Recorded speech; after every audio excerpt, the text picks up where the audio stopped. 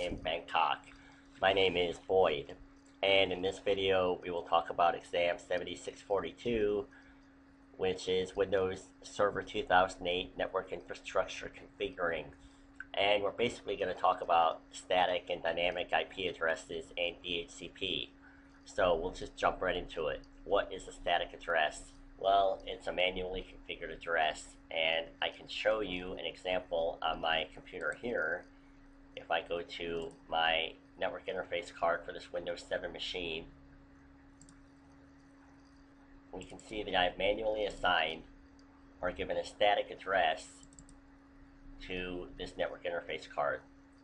And here are the settings that I've put in.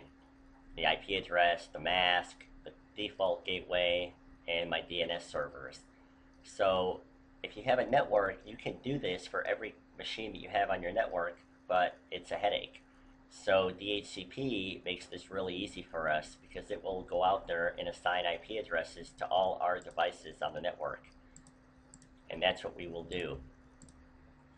So what we have, for the purposes of this tutorial, we have a Server 2008 Release 2 domain. We have a member server on which I will install DHCP, and the member server's name is ITTrack-DHCP. We have a bunch of network devices on our network that we want to assign IP addresses automatically. And we will do this with DHCP Dynamic Host Configuration Protocol. And at the bottom here, I have a couple links to articles talking about DHCP, which you can look at whenever you want. We can use RDC to connect to our member server, and the name is ITTrack-DHCP. Hit connect. So on this server, like I said, it's a member server. It is not a domain controller. Domain controllers have lots of responsibilities, and if possible, we don't want to overload them with other roles and services that we can put on different machines and different servers. Now, Microsoft recommends that you have servers for everything, but depending on your organization and your budget, basically, you may or may not be able to do it this way. You may just have to run everything on one box or two, and you can't separate all these responsibilities over several servers. So it really kind of depends on your particular environment. For this case, we have, I'm going to open up Server Manager here.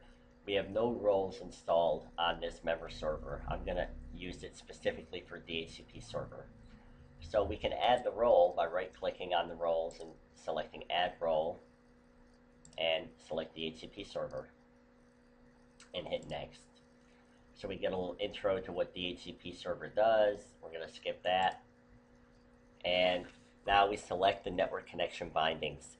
If you have a multi-home computer, and multi-home means you have more than one network interface card, it will give you two or more options for which one you want to bind this to. Now, I actually do have two network interface cards on this particular machine, but only one of them is enabled. So it's only showing the subnet that I want DHCP Server on, and that's my 192.168.1 subnet. And as you can see, the IP address of this server, my member server ITTrack-DHCP, is 192.168.1.7. And here's the MAC address for that NIC. So we'll hit Next because that's where we want it. And now we want to specify our DNS server settings. So the parent domain is ITTrack.com. The preferred DNS server is actually my domain controller, which is 192.168.1.2, and we can kind of test to make sure that everything's running right in terms of DNS by clicking Validate. And it says, okay, I see it out there, it's valid. Now I do have another DNS server out here. It's a -3 address, or a .3 address, and it's ITTrack-DC2, but this will not validate because I have it powered off. So if we hit Validate, it will go out there and look for it and try to make sure that it's working right, but in this case it will not find it. And this is okay for this purpose because we only need one, and I kind of wanted to show you what happens if your DNS is not working on a machine. So It says it's not responding, which of course makes sense because it's physically powered off. So we'll hit next because we only need this one right now anyway. Now it asks us for WINS settings, and thank God we are not using WINS. WINS stands for Windows Internet Naming Service, and what it does is it resolves IP addresses to Windows computer names or NetBIOS names. And if any of y'all dealt with Windows NT 4, you probably came across this quite a bit. And now with Microsoft implementing DNS all over the place since Server 2000 and 2003 and 2008, 2012, WINS is kind of going by the wayside, and we definitely do not need it for this particular example. But you may need it if you're running older applications or older computers that require NetBIOS name resolution. For here, we do not, so we'll hit next. Now, we want to add a scope for our DHCP server. And what a scope is, it's a list or a range of IP addresses that will be allocated to our clients that need them. We can use a range of addresses in our subnet depending on how many addresses we actually think we need. So I will create a range and I will name it. This scope name is just a friendly name that we can use. So you can put anything in here that you want. I'll put an IT track scope.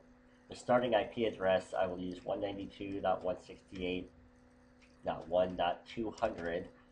And the ending address, I only need a few addresses here. In fact, I only need one, but I'll make a list of 50. 192.168.1.249. And the subnet type is wired. It's an Ethernet connection, so the lease duration will be 8 days. And that's really what you want for an office environment, because in effect, they're going to be permanent addresses. They're not really going to change.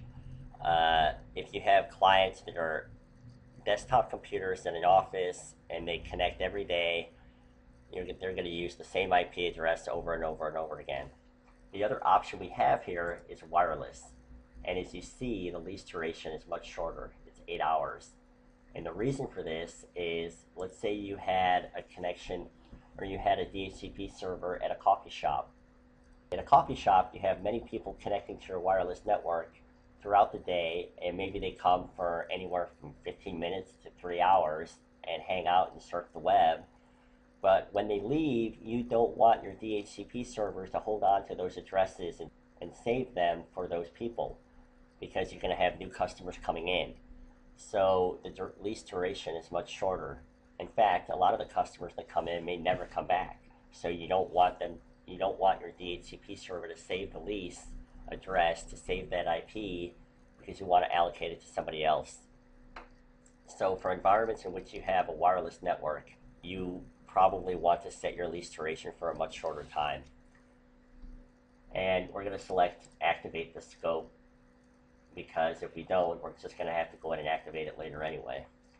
The subnet mask is the default subnet mask for this particular range of addresses, and the default gateway is 192.168.1.254. So any network address that it looks for that's not on this subnet, it will throw out to the default gateway, and that's what we want to propagate out to our DHCP clients. And we'll hit OK. So we're all set there. Activate scope yes. Hit next. We are not configuring DHCP version 6, and I'm not even running IP6 on this network interface card right now, so we're going to skip this. We're going to bypass this as well because this is DNS settings for IP6. So here we need to authorize our DHCP server. It needs to be authorized before it can do anything. I'm going to keep the use current credentials selected because these credentials are adequate enough to authorize the DHCP server. If they weren't, we could use alternate credentials and we would just type them in, or we could skip the authorization altogether. But like I said, we would just have to go in there and manually do that later, so we will just keep this as is, hit next. And as you can see, all these settings are shown to us before we install it to make sure that we didn't make any mistakes or we have everything the way we want it. And whenever you install a role with Server 2008, it will give you this final page here to kind of look over your settings and make sure this is how you want everything configured. So everything looks okay. We're going to hit install, and here we go. It's finished, it's installed. We're all set. Installation succeeded. We can hit close. We'll close out Server Manager here. So now we can configure DHCP and go in there and look at it through our admin tools. We go into this folder and select DHCP. I'm going to pin it to the taskbar because I will probably use it later and I don't want to have to go into this folder again. So we can just open them up. And here we go. We have IP version 4. I'll make this a little wider. We have our scope. And here's our address pool, 192.168.1.200 to 192.168.1.249. And as you can see, we have no leases right now. No one's connected.